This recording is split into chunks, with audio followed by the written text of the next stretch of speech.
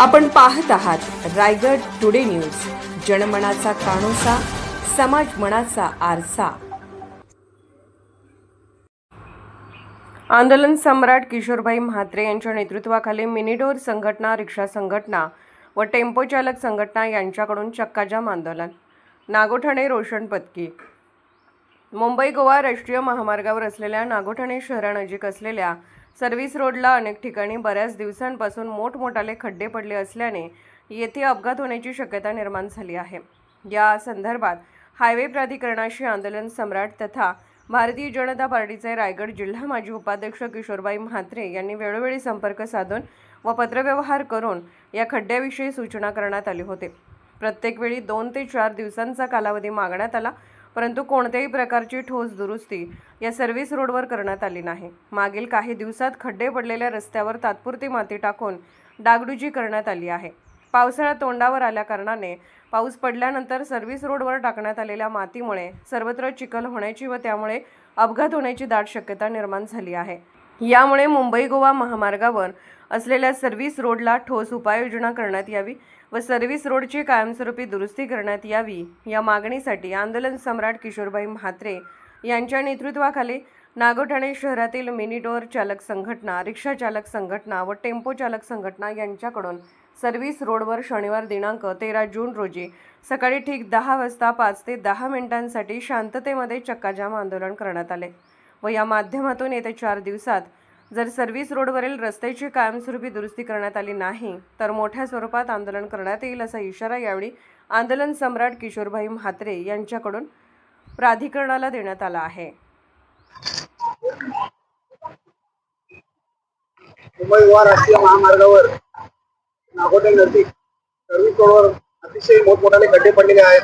त्यामुळे मिनीडोर संघटना असेल, रिक्षा संघटना असतील, त्यांना तर छोटे वाहन चालक असतील, त्यांना वेळोवेळी त्रास सहन करावा लागत आहे। त्या संदर्भात आंदोलन सम्राट किशोरभाई म्हात्रे यांनी आज चक्काजाम आंदोलन करण्याचा निर्णय घेतलेला आहे। तर त्यानंतर आपल्यासोबत किशोरभाई म्हात्रे, त्यांना विचारा, किशोरभाई काय सांगाल? आज 2010ला या रस्त्याची रस्त्याच्या कामाला सुरुवात झालेली आहे। तब्बल 16 वर्ष झालेली आहेत आणि 16 वर्षामध्ये आज तक हा रस्त्याचे काम अपुरा आहे। आज जर सर्व्हिस रोड पाहिला तर अगदी अक्षरशः नागोठणा ते कोलेटीपर्यंत दोन्ही साईडचे सर्व्हिस रोड पाहता अक्षरशः मोठमोठे खड्डे पडलेले आहेत।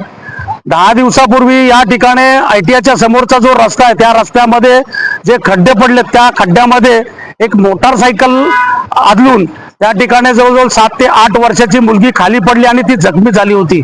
या रस्त्यावर गेली 16 वर्षांमध्ये अनेक अपघात झाले, अनेक मृत्युमुखी लोक पडली आणि या रस्त्याच्या ज्या कॉन्ट्रॅक्टरने रस्त्याचे काम ज्या कॉन्ट्रॅक्टरने घेतलेले आहे त्या कल्याण टोलचे जे इन्फ्रास्ट्रक्चरचे जे मॅनेजर आहेत त्यांच्याशी मी जवळजवळ महिना ते 2 महिन्यापासून या सर्व्हिस रोड बद्दल चर्चा केली। त्यांनी सांगितलं की मी हा डांबरेने पूर्ण दोन्ही सर्व्हिस रोड बनवून टाकतो, परंतु परवा दिवशी या ठिकाणी त्यांनी माती टाकण्याचं काम केलेलं आहे। येणाऱ्या थोड्याच कालावधीमध्ये पाऊस या ठिकाणी भरपूर पाऊस असतो आणि अशा पावसामध्ये मोठमोठे खड्डे निर्माण होतील आणि मोठमोठे अपघात होण्याची शक्यता आहे।